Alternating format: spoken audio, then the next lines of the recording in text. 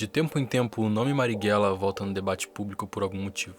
Seja por algum evento que recoloque o tema da ditadura empresarial militar em discussão, ou o lançamento de um novo livro ou filme relacionado ao tema, todos esses casos trazem uma realidade à tona.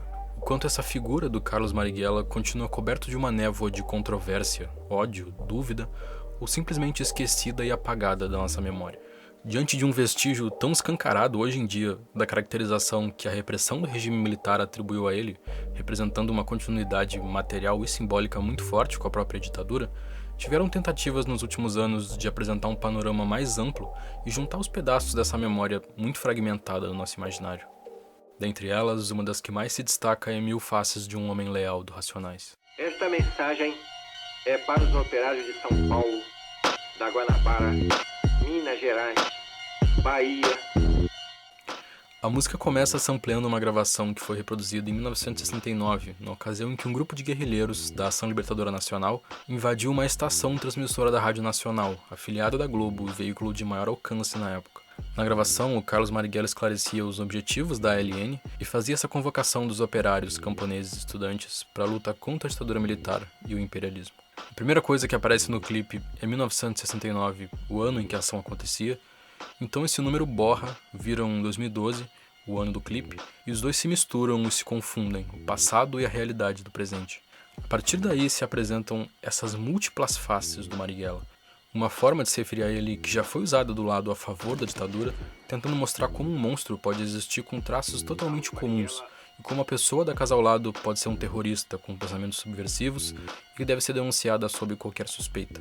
Sob a perspectiva do regime, humanizar o Carlos Marighella assim significava tentar desunir as pessoas e colocar elas umas contra as outras e desinformar a respeito de quem era o alvo da luta da Ação Libertadora Nacional. Mas quando ela é apropriada pelo Brown aqui, é exatamente o contrário.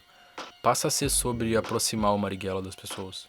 Se em algum momento parece que a história ali vai se situar só em 69, na invasão da estação da Rádio Nacional, o clipe rapidamente trata de confundir e de certa forma samplear os símbolos do passado com os do presente. O Homem de Mil Faces é dito como um dos célebres malandros, maldito sonhador, defensor dos fracos, assaltante nato. A lenda, que é tão ativamente afastada de nós, é trazida para um lugar no agora, e diferente de como a gente geralmente é levado a pensar a história, indiferente e dissociada de nós, é um lugar no agora em continuidade com aquele passado de 69. Existe uma falsa noção por parte de algumas pessoas de que a ditadura militar teria sido um período de segurança e pouca violência no Brasil. No fim da década de 60, na época da instauração do AI-5, a figura do bandido, em oposição à da pessoa de bem, virou ameaçadora a ponto de o extermínio ser tolerado ou desejado. O homicídio passa a ser um método de limpeza e controle social, e o assassino um herói em defesa da comunidade. É no final dessa década também que o delegado da Polícia Civil, Sérgio Paranhos Fleury, formou o primeiro grupo paulista explicitamente destinado ao extermínio de bandidos comuns, o Esquadrão da Morte. Sérgio Fleury, inclusive, foi o delegado responsável pela tortura dos frades dominicanos Ivo e Fernando, que dariam a informação que levaria à morte do Marighella. Essa história é descrita no livro de memórias do Frei Beto, Batismo de Sangue, e também no filme baseado no livro. Na década de 70, a Rota, da Polícia Militar de São Paulo, que teoricamente combatia os grupos de guerrilha contra a ditadura, com a guerrilha já desmontada, passou a atuar no patrulhamento ostensivo das periferias.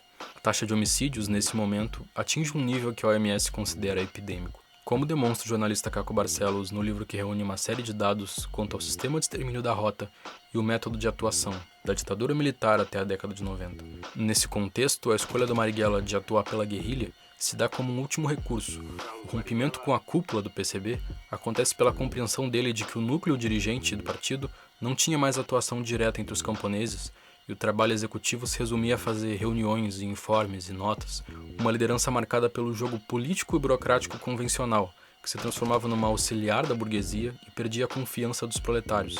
Muito do imaginário de terrorismo em volta do Carlos Marighella vem da atuação como guerrilheiro e a vontade de luta armada, quando na verdade, até 1968, praticamente não existiram movimentos de guerrilha consolidados, até a instituição do AI-5.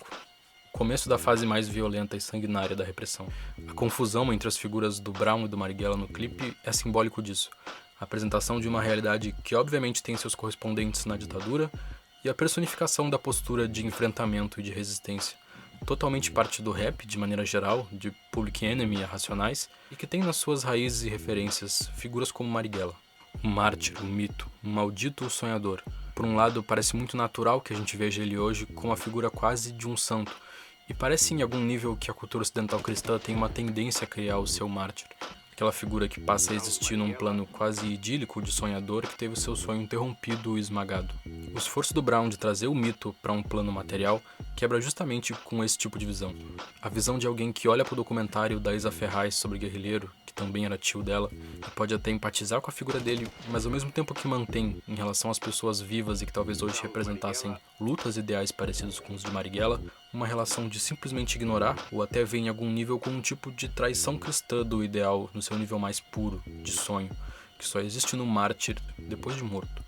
O Vietnã, por exemplo, foi observado e seguido com atenção por parte do Ocidente, enquanto resistia de forma inacreditável à guerra colonial de décadas, primeiro contra a França e depois contra os Estados Unidos, depois da sua libertação nacional e diante da tarefa de se estruturar e crescer economicamente, já não tem mais o mesmo encantamento ou interesse por parte do Ocidente. O Marighella, que simpatizava muito com a libertação nacional do Vietnã e falava sobre criar mais Vietnãs, visto pela lente do clipe, parece não mais um sonho distante, mas sim uma figura natural e simbólica de surgir no Brasil no século passado. Como diz o Paulo Vicentini sobre a Revolução Vietnamita no século XX, a análise e as políticas marxistas que não vinham sendo compreendidas no meio acadêmico foram captadas e transformadas num projeto de mudança nacional por alguns militantes praticamente autodidatas. A Guerra do Vietnã é um fenômeno típico do século XX. Em meio a um cenário de violência total, a miséria e a grandeza humana formam uma unidade indivisível. E nem toda a bibliografia sobre o conflito poderia dar inteira dimensão do padecimento de um povo que fez a história. Sobretudo porque atualmente o Terceiro Mundo é o centro dinâmico da história. Milhões de pessoas simples se mobilizaram para enfrentar a mais sofisticada tecnologia de morte já criada e venceram. Enxergar em Marighella tanto uma figura de um passado distante quanto a figura de um santo e ignorar manifestações parecidas na realidade concreta hoje, simplesmente não faz sentido. Daí soa muito forte por parte do clipe de Mil Faces de um Homem Leal aproximar o mito do guerrilheiro às pessoas comuns, associar a arma do guerrilheiro ao microfone do rap e passar da invasão da Rádio Nacional de 69 ao show na ocupação de Mauá, em São Paulo. Coisas do Brasil, super-herói mulato, nada mais natural. O Terceiro Mundo ainda é o centro dinâmico da história e, como fala o Febem na música Terceiro Mundo, avisa que aqui nós tira água de pedra. Terceiro mundo, fábrica de Marighella. Meu nome é Otávio, o vídeo de hoje fica por aqui.